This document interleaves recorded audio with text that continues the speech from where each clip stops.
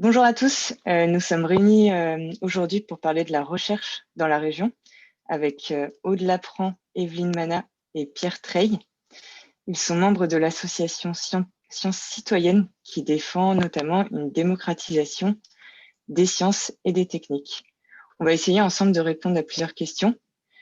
Par exemple, à quoi peuvent servir les laboratoires et les chercheurs pour la région? Et surtout, comment intégrer les citoyens dans les choix de la recherche? On est ici avec Magali Romaggi, qui est co-chef de file régionale de la France Insoumise et tête de liste pour la Haute-Savoie, pour la liste Ensemble pour notre région. Magali a contribué au développement du programme et je vais donc lui laisser expliquer comment. Merci Maude, mais tu veux peut-être dire un petit mot sur toi avant quand même?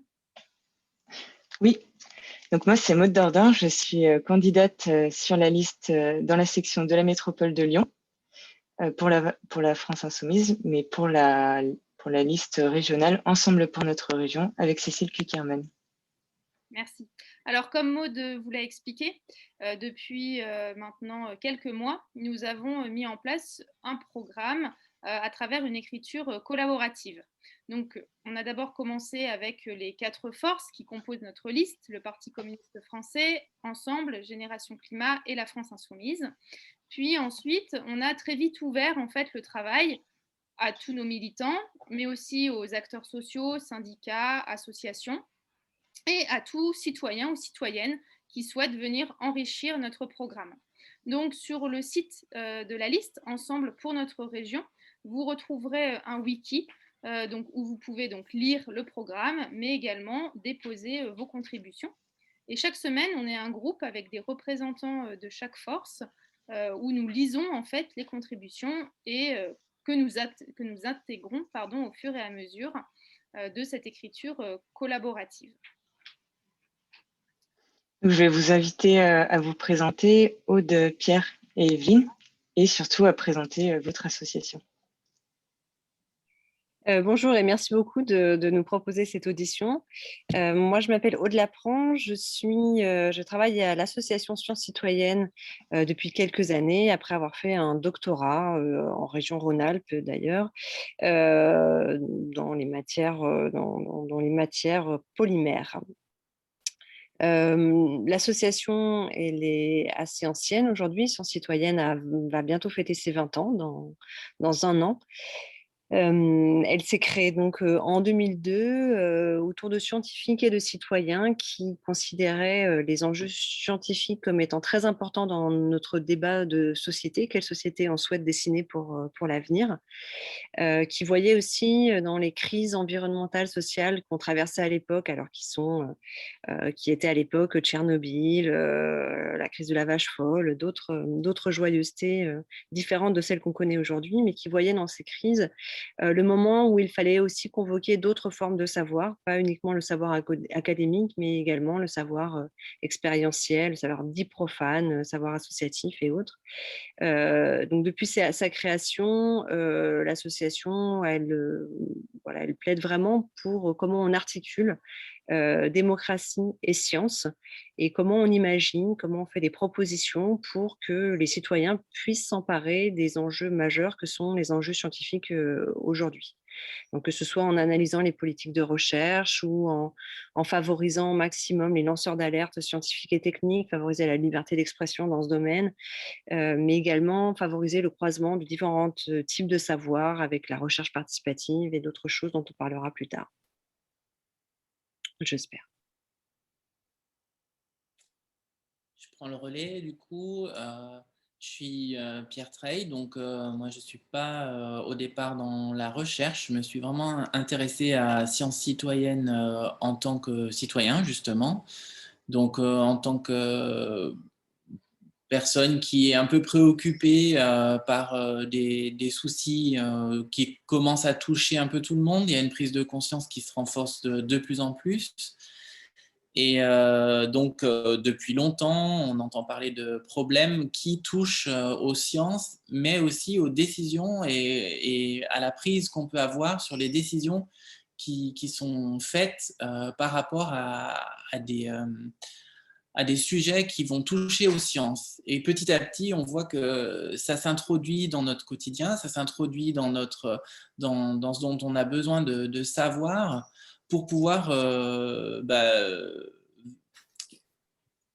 prendre des décisions au niveau politique, économique, mais enfin, contester ces décisions, il faut avoir de plus en plus, je dirais, la capacité de connaître des éléments de science, que ce soit des sciences dures ou des sciences sociales, pour pouvoir participer au débat.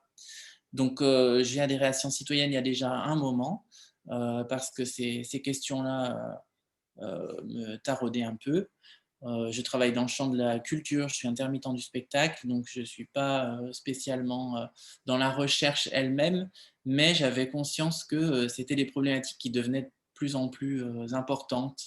Et là, les régionales, c'était un moyen, avec Sciences citoyennes, de porter le sujet, qui est un sujet qui finalement est à la base de beaucoup de décisions.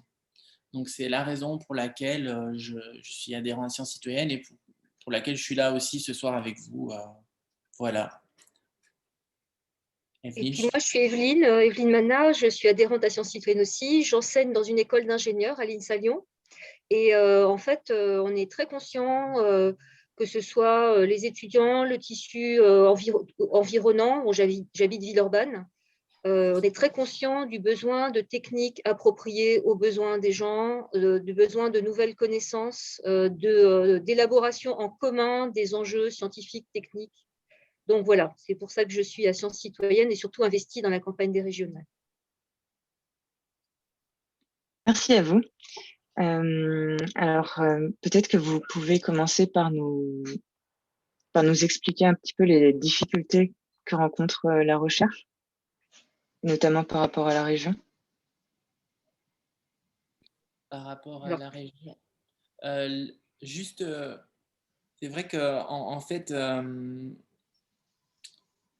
là, par rapport à la région, bon, déjà, la recherche dans la région, c'est un pôle important. C'est une région qui est réputée industrielle, économiquement forte, etc. Et donc, on voit très vite, en tout cas dans le dernier mandat, que l'optique de la recherche, c'est d'orienter, de coupler, voire même de mettre au service de un système économique, un système industriel, la recherche. Or, la recherche, c'est bien plus vaste que ça. C'est quelque chose qui est justement qui pourrait prendre une tournure complètement différente à partir du moment où où on commencerait à réfléchir ensemble sur qu'est-ce qui est important pour les années qui viennent, parce qu'on sait tous que les décennies qui vont venir vont être cruciales en termes de choix de société et notamment de choix techniques, technoscientifiques.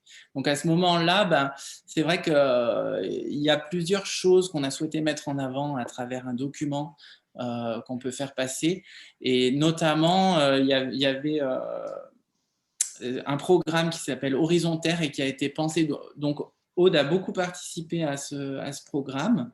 Je vais lui laisser la parole pour en parler peut-être un peu plus, parce que c'est un bon exemple de tout ce qui pourrait être fait d'une manière alternative si on commençait à réfléchir démocratiquement à la recherche. Et si vous voulez, vous pouvez partager votre écran aussi si vous avez envie de montrer des choses. Je vais chercher. La question portait aussi sur la difficulté des chercheurs ou de la recherche dans la région. Je pense que ce qui est visible en particulier depuis les dernières 10 ans, 20 ans, c'est que les chercheurs sont de plus en plus des travailleurs scientifiques qui sont soumis à une pression démesurée pour apporter, pour que le fruit de leur production puisse servir à une certaine vision de la société. Donc c'est visible, Pierre en parlait, à l'échelle régionale, c'est moins visible à l'échelle nationale parce qu'il n'y a pas beaucoup de débats sur cette question-là, mais c'est aussi visible, et c'est un peu la même dynamique à toutes les échelles, à l'échelle européenne.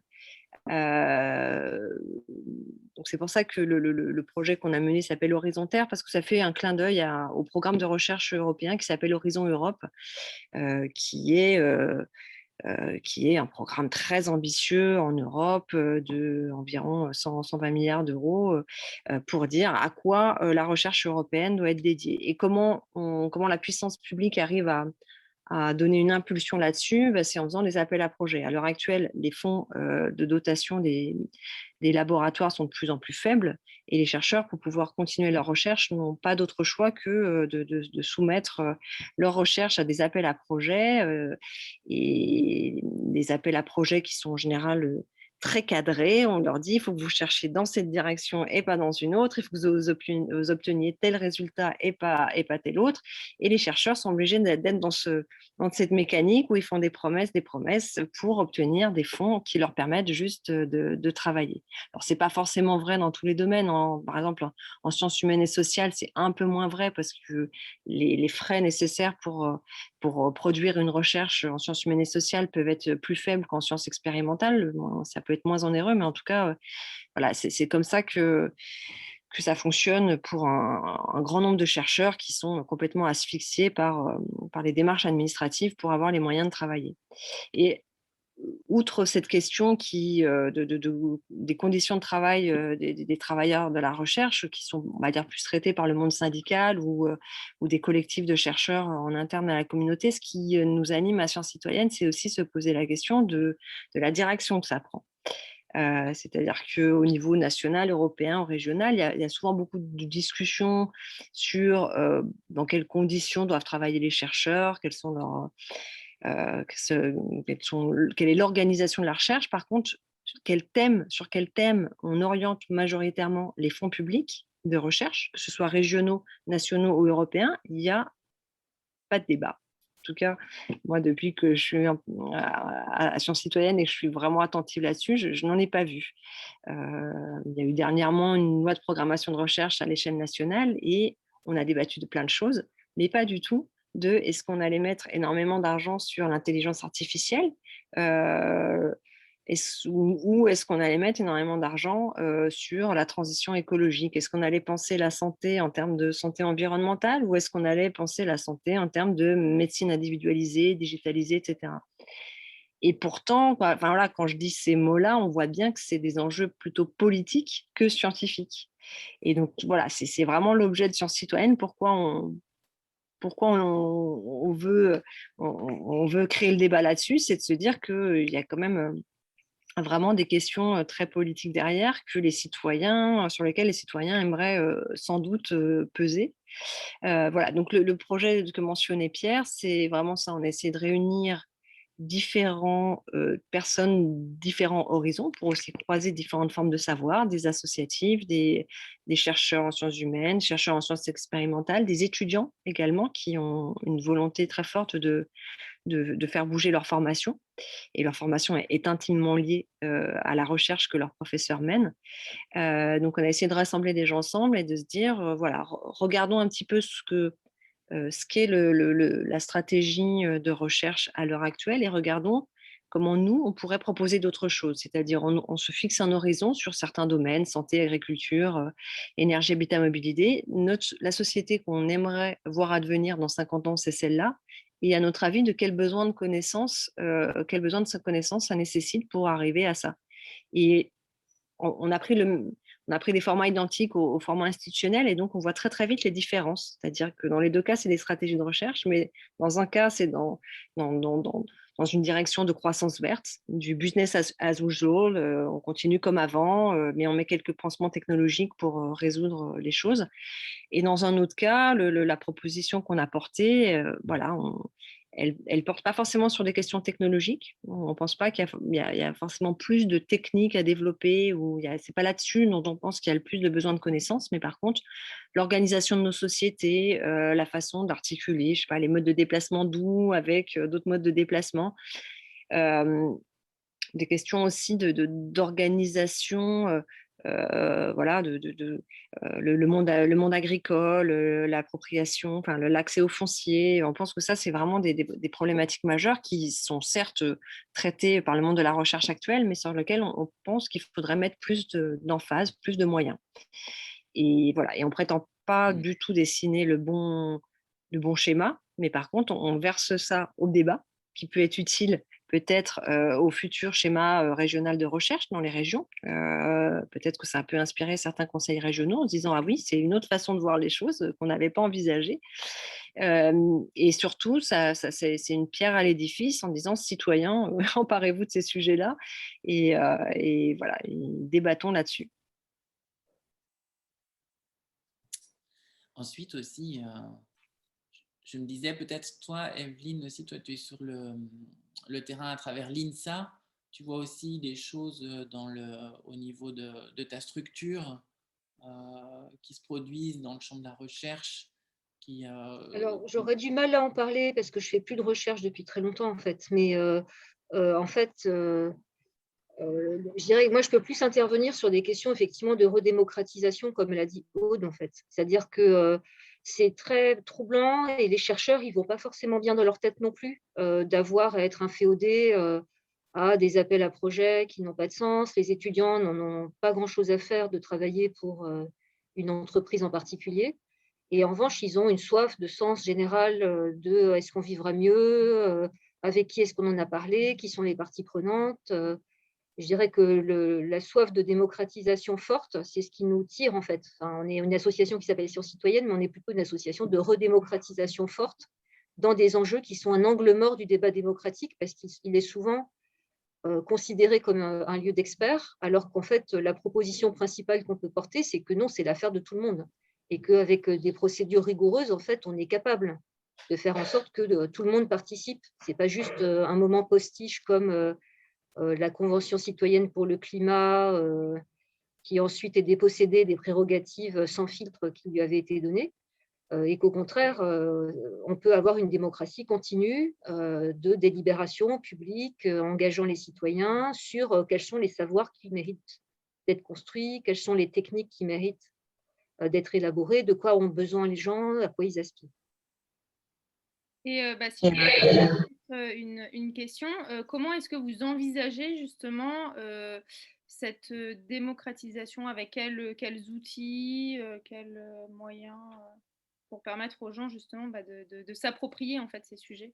C'est justement là que l'association elle a vraiment des choses à proposer, puisqu'elle a une certaine technicité, effectivement, que ce soit donc, typiquement, peut-être Aude, si tu veux démarrer, sur tout ce qui concerne les conventions de citoyens qui ne sont pas juste un moment à part. Oui, oui, les conventions de citoyens, donc effectivement, Evelyne a mentionné la convention de citoyens sur le climat que Macron a sorti de son chapeau à un moment donné où il était en difficulté politique et pour se sortir d'une impasse. Mais en l'occurrence, nous, ce qu'on aimerait, c'est que ces types de procédures soient vraiment prises au sérieux. Et en fait, on travaille dessus depuis 2006 parce qu'à la base, les conventions de citoyens, c'est des procédures qui ont été imaginées justement pour régler, trancher, aborder les questions complexes que sont les questions technoscientifiques. Donc, c'est un institut danois, le Danish Board of Technology, qui avait mis ça en place. Parce que à l'heure actuelle, dans le contexte de démocratie représentative dans lequel on est, nos élus, nos parlementaires n'ont pas forcément le temps, la connaissance, les moyens de se renseigner de façon intense sur un sujet sur lequel ensuite ils sont appelés à légiférer. Donc ça peut poser un certain nombre de problèmes en termes de capacité d'avoir l'information nécessaire, et puis ça peut poser aussi des problèmes en termes de lobbying, etc., parce qu'il y a souvent certains lobbies qui sont beaucoup plus à même de pouvoir donner l'information nécessaire sur, en particulier, des sujets techniques. Donc, les conventions de citoyens, à la base, c'est vraiment, voilà, on a une controverse technoscientifique de type OGM, de type les ondes ou autres, et on va tirer au sort une quinzaine de citoyens. Enfin, dans le modèle que nous, on défend, c'est un modèle avec beaucoup moins de citoyens. On ne vise pas la représentativité. On vise vraiment le laboratoire d'idées avec des citoyens qui auraient été formés de façon contradictoire et pluraliste. C'est vraiment important. Le plus important, enfin, une des choses les plus importantes pour nous, c'est d'avoir un comité de pilotage qui soit vraiment sérieux, rigoureux et qui représente toutes les opinions, toutes les façons de voir un sujet, pour être sûr que les citoyens aient un éclairage à 360 degrés sur un sujet. Et surtout, ce sur quoi on a travaillé beaucoup, donc il y a eu un projet de recherche participative qui a abouti, où on a travaillé, nous, associations, avec des chercheurs, juristes ou autres, pour écrire une proposition de loi qui porte ce type de procédure dans la loi pour éviter, parce qu'on a pu observer en live avec la Convention citoyenne sur le climat, pour éviter l'instrumentalisation de ce type de procédure et pour faire en sorte que ce ne soit pas un étage de démocratie participative en plus qui dégoûte en quelque sorte les citoyens, qui mettent beaucoup de cœur, beaucoup d'énergie, beaucoup d'intelligence pour ensuite que leurs recommandations soient mises dans un tiroir. Donc vraiment, ce sur quoi on travaille beaucoup en ce moment en particulier, c'est avec d'autres associations, c'est de tracer les grands principes qui pourraient permettre de limiter l'instrumentalisation de ce type de procédure et faire en sorte que ça soit une procédure qui complète vraiment de façon intelligente et utile la démocratie représentative un petit peu en souffrance à l'heure actuelle. La proposition qu'on fait dans le domaine de la recherche, c'est que ce type de procédure soit utilisé pour débattre sur la programmation de recherche. Ça nous permet de présenter deux intérêts, à la fois pouvoir impliquer les citoyens dans les débats politiques qu'on a évoqués juste avant, c'est-à-dire quel type de société on veut et donc du coup quel type de connaissances on veut produire en priorité. Ça ne veut pas dire qu'on veut régir l'ensemble des thématiques de recherche qui soient mises sous l'égide des conventions de citoyens, mais en tout cas qu'il y ait certaines priorités qui puissent être faites par les citoyens. Et ça permettra aussi de donner aussi un éclairage sur l'utilisation actuelle du budget de recherche. C'est-à-dire, à l'heure actuelle, il y a un budget, il y a des fonds publics qui sont alloués à la recherche, mais son utilisation est d'une opacité très grande. Et donc, on n'a pas forcément une vision claire si le budget est dédié majoritairement à l'agroécologie ou à la recherche militaire, nucléaire ou autre. Donc, ça permettrait aussi de faire un petit peu un point d'information citoyen sur ces problématiques. J'ai peut-être quelque chose juste à ajouter là, mais du côté du coup adhérent, pas quelqu'un qui est dans la recherche lui-même, mais en tout cas c'est vrai que ce qu'on constate quand on veut militer ou quand on veut essayer de contrer un projet qui va prendre beaucoup d'importance, type les OGM ou type voilà, il y avait ça principalement comme exemple avec les faucheurs volontaires, qui est bien visualisable. C'est vrai que c'est très important de pouvoir donner son avis et de pouvoir valider la racine du lancement de projet. Parce que quand un projet quand on commence à faire de la recherche sur quelque chose et qu'il y a de l'investissement qui se fait, ça veut dire que peu à peu, les projets vont prendre en ampleur, vont recevoir de plus en plus d'argent et ça va être très compliqué ensuite de lutter contre une fois que les investissements sont faits, que des gens ont mis des billes dans les projets. Et par exemple, on peut plus revenir sur les choses comme les nanotechnologies. Par exemple, une fois que c'est lancé, c'est très compliqué de revenir dessus. Et c'est des luttes qui sont en aval et qui sont vraiment très énergivores pour les militants. Et du coup, c'est vrai que d'avoir des capacités, des outils, ça paraît vraiment essentiel, ça paraît même insensé que ça ne soit pas déjà en place à un autre niveau, mais c'est en fait réellement sensé vu que la logique, c'est une logique capitalistique de retour sur investissement, etc. Donc la recherche est instrumentalisée et on le voit, on a beaucoup de mal à lutter contre, mais parce que les outils qu'on pourrait mettre en place et dont Science Citoyenne peut proposer des exemples, au moins des pistes de réflexion, etc., sont pas encore là ou sont très faibles ou sont écrasés, on va dire. Enfin, les gens qui étaient dans la Convention citoyenne pour le climat parlent de, pas d'humiliation, mais de négligence, je sais plus. Enfin, il y a un terme vraiment qui fait qu'on comprend que ces dispositifs, il faut qu'ils soient doués de réel pouvoir, sinon c'est complètement inutile.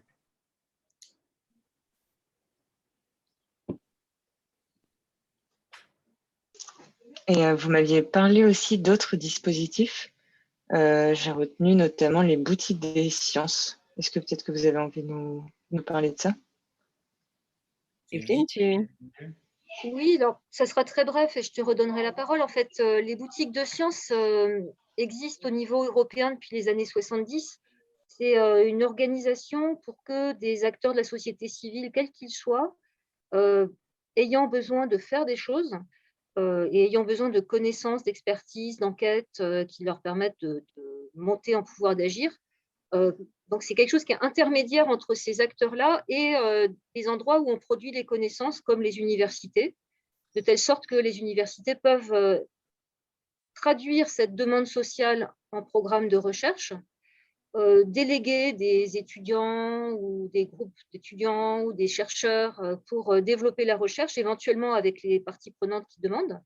Et surtout, ensuite, une fois que cette connaissance dont les gens ont besoin a été élaborée, la leur redonner et suivre en fait ce qu'ils peuvent en faire.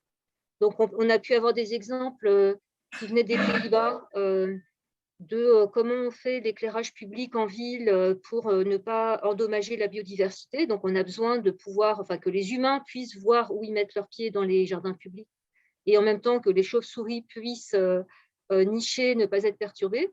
Et donc, il y avait eu des enquêtes, enfin, tout un travail d'élaboration, de recherche avec l'université de Groningen, donc aux Pays-Bas. Et bon, ils avaient trouvé la bonne longueur d'onde, donc c'est vert.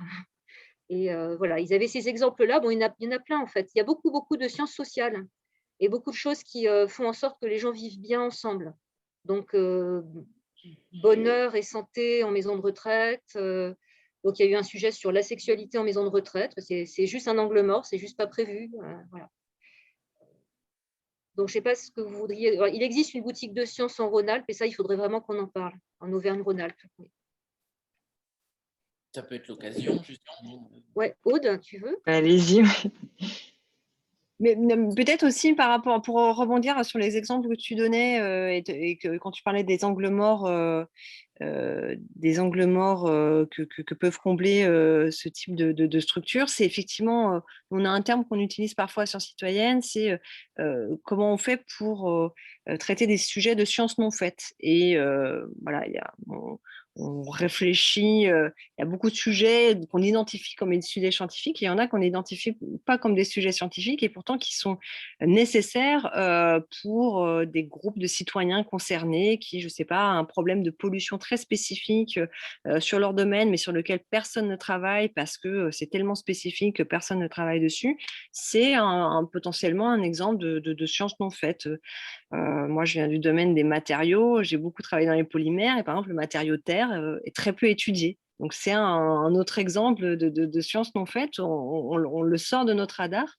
Et donc, nous, ce qui nous intéresse dans l'aspect aussi, on va démocratiser les sciences, on va l'articuler le mieux possible par rapport à la société, c'est également de faire croiser les savoirs, comme je disais, et donc de faire travailler ensemble, que ce soit au niveau des boutiques de sciences ou avec des projets de recherche participative. On va essayer de faire co-construire une problématique de recherche par un laboratoire, des chercheurs professionnels payés pour, et des associations, des syndicats qui portent un certain sujet et une certaine problématique, et ensemble ils vont donc le sujet que porte l'association et le sujet que porte l'équipe de chercheurs est jamais le même, mais ce qui est intéressant, c'est justement qu'ils hybrident en quelque sorte leur savoir-faire et qu'ils hybrident leurs questions, ce qui crée une nouvelle question de recherche originale qui est à la fois utile en termes de production de connaissances pour le monde universitaire, et également utile pour les acteurs de terrain qui sont du coup mieux outillés pour leur combat, leur vivre ensemble, leurs besoins au quotidien. Et donc, nous, c'est quelque chose qu'on soutient aussi depuis de nombreuses années. Donc, c'est la recherche participative, des projets de recherche comme les chercheurs les portent habituellement, de 3 ans ou plus, mais qui puissent être menés vraiment en collaboration par ces deux acteurs qui sont à pied d'égalité. Bien sûr, ils n'ont pas du tout le même type de démarche scientifique, pas le même type de savoir. L'idée n'est pas du tout que l'un adopte la démarche scientifique que l'autre ou que l'autre adopte la démarche d'action de l'un, mais au contraire qu'ils arrivent à se parler. Alors, ça prend beaucoup de de temps, c'est compliqué. Mais c'est humainement très riche, scientifiquement très riche et pour les problématiques de transition écologique et solidaire que l'on porte, c'est très utile parce que ça permet de faire avancer des combats de façon beaucoup plus puissante que de façon isolée. Les régions sont des bonnes échelles pour ça, puisque du coup, ils connaissent bien les acteurs de terrain et peuvent faire des rencontres de croisement de savoir à cette échelle-là de façon très, très utile. Et il y a un certain nombre de régions en particulier qui avaient porté des programmes de recherche participative sur certaines mandatures. En Île-de-France, ça s'appelait le programme PICRI. Dans les Hauts-de-France, ça s'appelait les chercheurs citoyens. Et donc, c'est vraiment repenser la recherche avec d'autres modes d'évaluation qui ne soient pas sous les termes d'excellence scientifique un peu désincarnés, qui n'a pas beaucoup de sens à part pour répondre à une certaine vision de la société, mais voilà, des critères d'évaluation qui soient plus sur comment on fait travailler des acteurs différents pour un même objet et tout en gardant la qualité scientifique des travaux qui sont produits. Il y a concrètement aussi là, pour revenir un tout petit peu sur la boutique des sciences, que c'était quand même relativement, enfin, je parle au passé parce qu'elle est très en difficulté à ce que je crois savoir, mais c'était quand même relativement important parce qu'il y a rien que sur Lyon-Saint-Étienne, il y a eu beaucoup de monde qui est passé par là en quelques années. Il y a eu 90 chercheurs, 60 associations, 170 étudiants. Donc, c'est quelque chose qui peut être vraiment au service du public, qui peut vraiment faire le lien entre la science, l'interface entre la science et les citoyens pour des choses et aussi rendre, moins inaccessible. On a souvent cette idée que la recherche, que la science, que les labos, que tout ce qui se passe dans ce domaine-là, c'est loin de nous et on n'a aucune prise là-dessus. On n'a aucune approche. Et ce genre d'outil permet aussi de faire comprendre que ce n'est pas un monde à part, c'est un monde qui fonctionne avec nous et qui fonctionne même en attendant sans nous, mais sans les citoyens.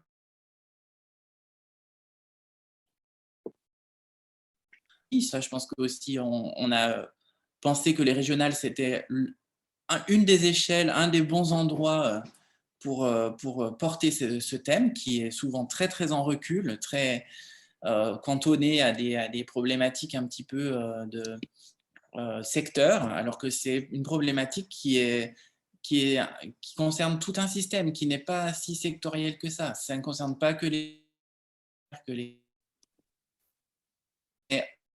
On a ça, voilà. Et donc, c'est peut-être il y a plusieurs apports qui peuvent être faits. En tout cas, Sciences Citoyennes milite dans ce sens-là, quoi. Et peut-être, Evelyne, tu sais, par rapport à la boutique de sciences, il faut que tu me corriges parce que c'est toi qui connais quand même assez bien. Elle risque de fermer cette année, c'est ça? Oui, disons, elle n'a plus de budget. Et là, typiquement, c'est là que la région peut rentrer en ligne de compte, quoi, en termes d'orientation de la recherche et de budget pour la boutique de sciences. En tout cas, pour des raisons de regroupement d'établissements, une stratégie qui s'appelait l'IDEX a échoué entre Lyon et Saint-Étienne, et donc la boutique de sciences n'a plus de budget. Voilà. Et à moins d'être reprise par une volonté politique au niveau régional, elle n'a probablement pas d'avenir. Avant, elle était financée. Elle était financée par l'université. Mais ça fait partie des prérogatives des régions d'avoir une ligne de budget de recherche. Et donc, c'est tout à fait possible d'inclure dans le programme de faire autre chose que ce que fait Vauquier, c'est-à-dire privilégier le high-tech et le développement des entreprises uniquement. Oui, merci pour tous ces éclairages et ces contributions, parce qu'en fait, c'est vrai que ça fait vraiment écho avec finalement la démarche qu'on a entreprise Finalement, ça après c'est surtout à la France insoumise ou avec l'éducation populaire, on prône vraiment l'idée que la politique, en fait, tout le monde est légitime pour en parler. Et finalement, vous parlez de la recherche de la même manière. En fait, tout le monde est légitime d'y participer. Voilà, comme je dis souvent à des gens que je rencontre et qui disent oh mais moi la politique, bon voilà, des engagements, des intérêts. Ce que j'entends, ce que je comprends, vu que le système n'est pas fait en fait pour intégrer tout le monde et donner la parole aux gens.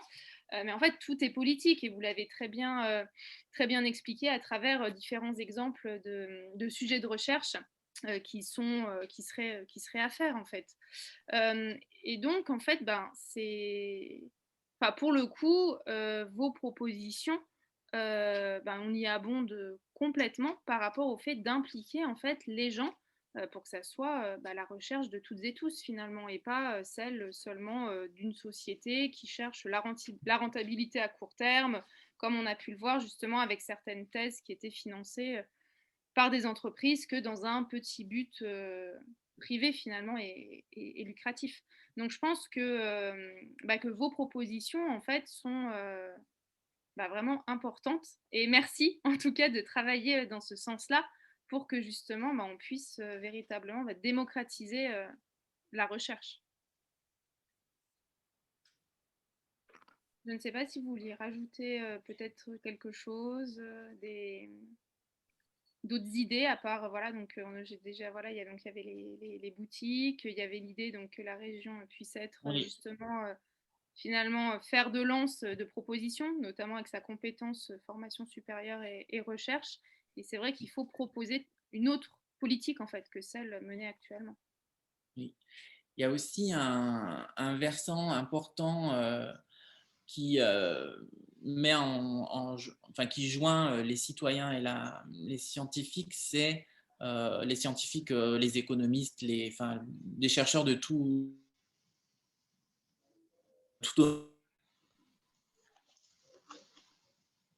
alerte. Donc il y a une maison des lanceurs d'alerte qui a été fondée à Paris et une des idées qui reprend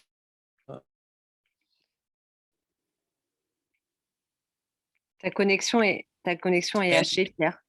Enfin, il n'y a pas que pour moi, je pense. Oui, tu peux peut-être enlever ton image pour que ça passe mieux. Du coup, on perd des bouts de ce que tu dis. Est-ce que là, ça va mieux? Ça a l'air pour l'instant. Ouais. Je peux peut-être enlever l'image après. Juste qu'il y a une partie aussi assez importante qui est les lanceurs d'alerte, que Science Citoyenne est très comment dire, investi sur cette question-là, notamment avec Glenn Milo, qui a écrit d'ailleurs un livre sur la question. Et l'idée, une des propositions, là, dans le cadre des régionales en tout cas, c'est de pouvoir mettre en place une antenne des lanceurs d'alerte, puisque c'est les gens qui, là aussi, c'est la question aval, mais une fois qu'il y a des constats sur des problèmes qu'on connaît, enfin il y a des exemples, il y a le Mediator qui est un des exemples les plus connus, enfin des scandales sanitaires ou des scandales, après il y a aussi les scandales économiques, c'est peut-être un peu plus éloigné, mais en fait cette section-là est aussi une des préoccupations à Sciences Citoyennes, puisque il y a des citoyens qui franchissent le pas de dénoncer certains méfaits et qui se retrouvent vraiment en très mauvaise posture. Donc, ils ont besoin de protection, ils ont besoin d'accompagnement, ils ont besoin de certaines garanties, puisque souvent, ils sont mis à mal. Ils sont mis à mal puisqu'ils vont contre les intérêts de leurs entreprises ou de leurs employeurs ou de structures qui sont souvent des structures beaucoup plus puissantes qu'un simple citoyen. Donc, il y avait aussi ce volet-là qui faisait partie des choses dont on se préoccupe et qui est assez en cohérence avec la démocratie et la capacité de pouvoir militer aussi dans ces domaines-là.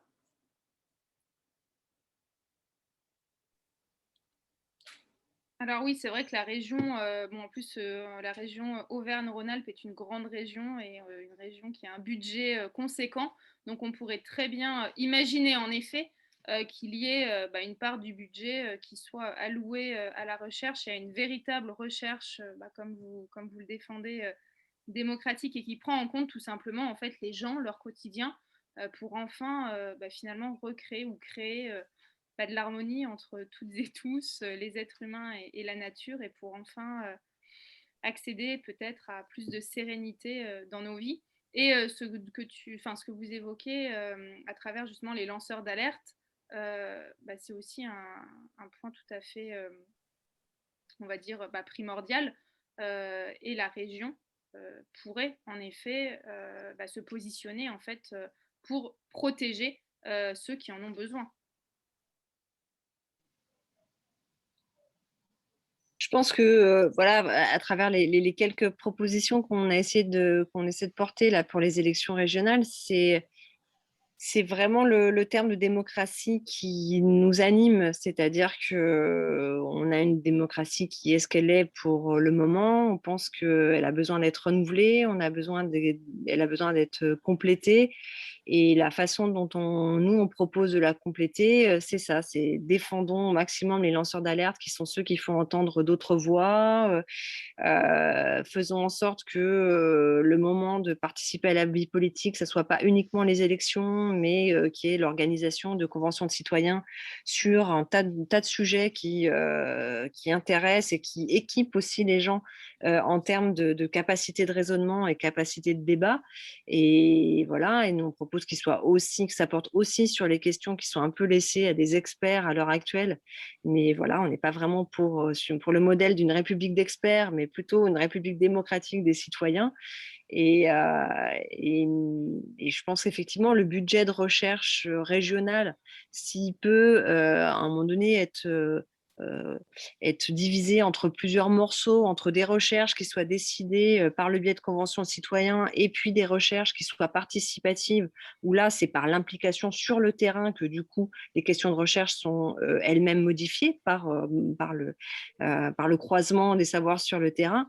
Ça permet d'avoir voilà, des fonds publics qui sont distribués de façon, en tout cas, beaucoup plus démocratique que ça l'est à l'heure actuelle, où les citoyens n'ont pas du tout la moindre idée de ce à quoi la recherche dédie ses moyens de recherche et pourquoi et comment ça s'articule aussi dans un projet politique particulier, quoi. Merci beaucoup, parce que je trouve que vous avez beaucoup d'exemples concrets, justement pour montrer en quoi mettre le citoyen dans les décisions prises, enfin dans les orientations de la recherche, à quoi ça pourrait servir. Vous avez beaucoup de propositions concrètes aussi.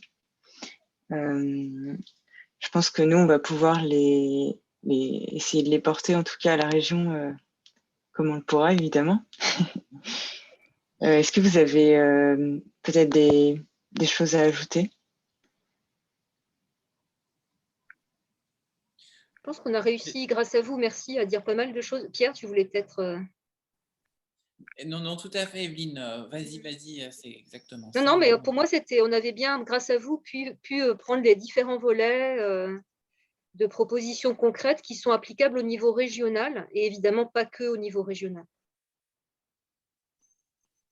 Et puis, je crois là, finalement, ce qui est important, je crois que c'est peut-être Evelyne qui avait parlé justement de la question du sens. Et en fait, c'est de finalement redonner du sens à la fois aux citoyens, citoyennes, à la fois aux chercheurs aussi, qui souvent, seuls dans leur laboratoire, à essayer d'obtenir et de répondre à je ne sais quel appel, finalement, perdent du sens dans leur métier, dans ce qu'ils font. Les citoyens qui, eux, considèrent que ce n'est pas leur domaine et ils sont complètement exclus de ça. Et en effet, j'espère qu'on arrivera justement tous ensemble à recréer ce sens et à recréer finalement du commun pour notre région. Oui, c'est vrai que c'est quelque chose que je voulais souligner à un moment donné de notre discussion. C'est vrai qu'il y a un vrai décalage entre l'appétence, l'envie des chercheurs ou des étudiants de faire des choses utiles à partir de leur capital scientifique, de ce qu'ils savent faire, et de la faiblesse totale de débouchés, de possibilités dans le monde de la recherche. Je parlais de programmes de recherche participative qui ont existé qui ont disparu sous le jeu du changement politique et qui n'existent pas au niveau national. Donc, il y a vraiment un décalage total entre l'énergie possible qu'on pourrait avoir des citoyens, et en particulier des citoyens scientifiques, et la faiblesse des dispositifs actuels qui ne leur permet pas d'aller dans ce sens-là, quoi. Oui, je voudrais dire abonder dans le même sens. Bien sûr, je pense qu'on est assez tous raccord sur la ligne qu'on voudrait voir se réaliser absolument, mais c'est sûr que comment dire, il faudrait que ce soit pas seulement une utopie, parce que c'est tellement pragmatique et réalisable, c'est vraiment à portée de main. Donc, il y a vraiment ces possibilités, c'est vraiment des orientations politiques, et c'est vrai que pour l'instant, le rapport de force n'est pas en notre faveur, mais il faut vraiment au moins ouvrir cette fenêtre sur l'importance du sujet et sa portée, et puis le fait qu'on est à côté, on n'est pas loin de tout ça, tous. Donc, merci beaucoup, en effet, pour cette opportunité de le faire savoir. Merci encore à vous trois d'avoir justement porté vos propositions. Et nous, avec la liste Ensemble pour notre région, nous prenons l'engagement de défendre en fait ces propositions de démocratisation de la recherche au Conseil régional une fois qu'on sera élu. Et j'espère qu'on pourra justement travailler tous ensemble. J'évoquais juste avant des ateliers, des délibérations en fait, parce que nous aimerions, une fois élus, justement retourner dans les départements et écrire en fait les futures délibérations avec tout le monde, les citoyennes, les citoyens, pour leur montrer qu'ils sont légitimes à parler justement de politique. Et donc finalement, on œuvre tous dans le même sens. Je te laisse le mot de la fin, Maude. Très bien. Je vous remercie encore une fois pour votre coopération et surtout pour votre travail qui est très fourni, très développé. Et puis, on espère pouvoir réaliser ça bientôt. On sera Merci là. à vous. Merci. Merci. Au revoir. Au revoir. Au revoir.